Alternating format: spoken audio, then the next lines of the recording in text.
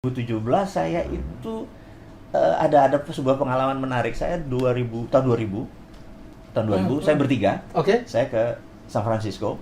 Waktu itu Google lagi third round, lagi cari dana round ketiga Round gitu ya. ketiga.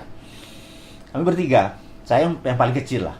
Waktu itu Google menawarkan 21% saham senilai 36 juta dolar gitu, tahun 2000 nih. Kita 2 malam tuh berdebat.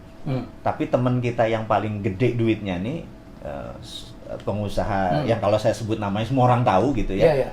Dia sahabat saya, dia Chinese Indonesian gitu ya, sangat nasionalis walaupun dia Chinese. Terus dia bilang, enggak bro, katanya, Yahoo is the winner, search engine the end, Yahoo is the winner gitu ya. Saya bilang enggak, saya suka Sergey Brin gini, bisnis itu is about human, bukan about bisnis, saya bilang gitu. No, Yahoo is the winner, Yahoo punya gini. Enggak, saya bilang Sergey Brin, saya suka sama konsep-konsep kepalanya Sergey gitu, teman-teman di Google waktu itu. No, the end.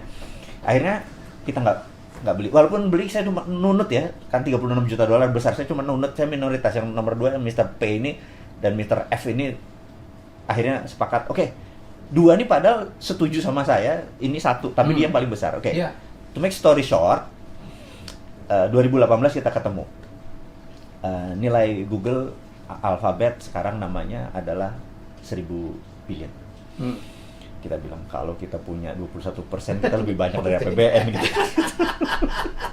Oke, itu Kadang-kadang dalam hidup begitu ya. Ya dalam hidup begitu. Oke. Tapi terus 2017 apa yang saya lakukan? Saya merasa gini. Saya di Kementerian Pertahanan, saya di dunia shadow itu udah lama. Brother Helmi tahu sekali. Nah, kita tahu bahwa tahun 65 pemerintah Amerika ini merasa begini. Kita perlu bentuk komunikasi lain di luar PSTN. Dulu kan PSTN, telepon rumah dulu PSTN, jalur kabel itu. Nah, dari tahun 65 mereka membuat survei, tahun 69 akhirnya mereka meluncurkan yang namanya internet, WWW. Jadi sekarang ini baru 51 tahun internet itu. Jadi mau itu Alibaba, mau itu Tencent, mau itu Tokopedia, apapun itu Amazon, harus lewat WWW. Bener nggak? Artinya, dan siapa yang buat? Yang buat DoD, Department of Defense Amerika. Jadi selama Anda pakai internet, lupakan Anda bilang, wah China is the best information, dia menguasai. Selama pakai itu, datanya diambil, selesai ya, itu kita end of discussion. Jadi saya merasa waktu itu di tahun 2017 ini lagi tenger-tenger yang ini negara kok karena mungkin terlalu sibuk ngurusin yang lain sehingga lupa di sini ada yang lagi menari gitu ya, lagi pesta. Saya merasa gini, kayaknya saya lihat blockchain is the winner. Blockchain is the winner. Iya, jadi saya pikir ini akan menjadi, saya teringat waktu dulu search engine Yahoo is the winner. Tapi kalau tanya umur sekarang, anak-anak sekarang Yahoo yang mana Pak gitu kan? Karena mereka lebih kenal Google gitu. Nah, saya merasa sekarang ini bahwa blockchain is the winner. Cuman saya study apa sih blockchain itu, bener nggak? Saya kirim 30 orang, ada yang ke Jepang 3 bulan, ada yang ke Jerman, ada yang ke Las Vegas, dan ada yang belajar. Akhirnya saya tahu bahwa Bitcoin is blockchain, tapi blockchain bukan Bitcoin. Apa maksudnya? Jadi Bitcoin bukan blockchain, tapi blockchain. Jadi Bitcoin itu adalah blockchain. Platformnya blockchain kan? Blockchain. Nah, orang kan kenalnya blockchain adalah Bitcoin. Yang Bitcoin yang itu darlingnya aja. Nah, jadi Bitcoin adalah blockchain belum tentu Bitcoin.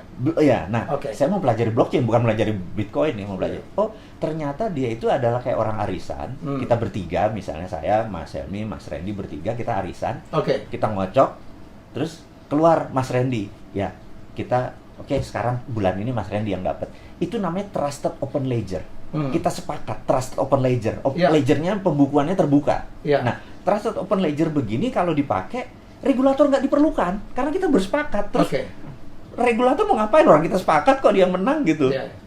Nah, itu yang Anda pelajarin. Itu yang pelajari. Mas Owi, ini kan yang nonton kita kan macam-macam, Pak. Yes. Barangkali bisa nerangin blockchain itu apa sih? Nah, saya tidak berusaha menjelaskan itu sebagai teknologi. Jadi blockchain itu adalah simpel aja, dengan bahasa yang simpel. Open ledger. Pembukuan terbuka. Hanya itu aja kalau itu.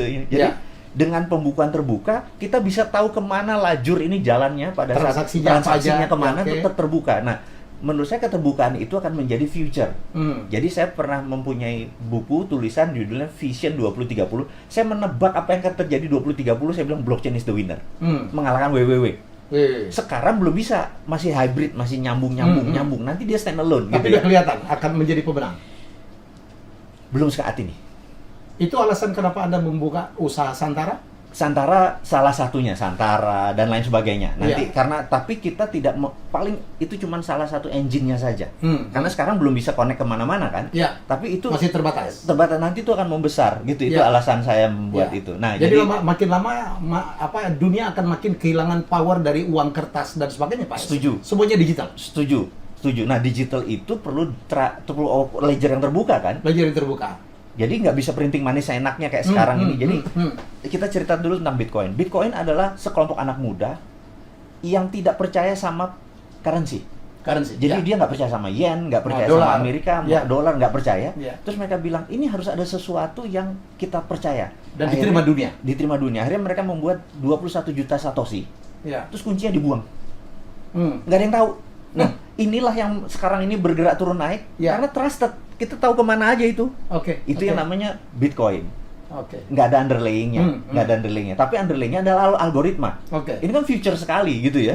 Future sekali. Nah, itu bikin 2009. Jadi Bitcoin sendiri baru 10 tahun. Ini dan dianggap sebagai currency terkuat ya. Saat ini di dunia digital dia di-respect lah.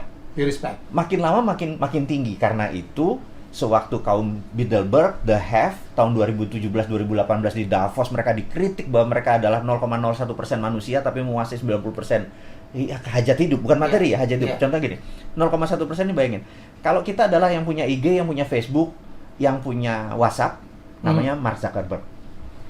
Yang satu kan yang punya. Terus dan dia menguasai hajat hidup kita. Iya, terus yang punya Google, yang punya segala macam, itu bergabung kan cuma 0,01% yang namanya keluarga Bilderberg ini. Itu kalau ke depan mereka mau membuat Libra sebagai trusted open ledger-nya mereka ini. Waktu itu ditolak sama World Bank, ditolak sama IMF, ditolak sama semua negara, mereka marah. Jadi kalau teori konspirasinya sekarang adalah corona ini kalau mereka yang nyetel gitu ya. Teori konspirasi lagi menarik. Saya langsung. Kamu bilang kalau kita udah nyebrang lautan, dia nggak akan ngejar kita. Urus anak gitu aja nggak bisa. Ini semua gara-gara kamu. Aku udah bilang nggak usah pakai pesugihan. Ini buktinya. Alah, banyak ngomong kamu. Kamu juga makan dari duit ini kan?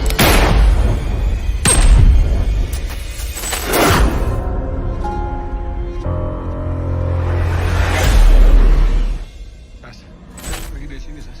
Sebelum purnama sempurna. Please, trust me, oke? Ada sesuatu yang nggak beres di hotel ini. Sashi, Sheila.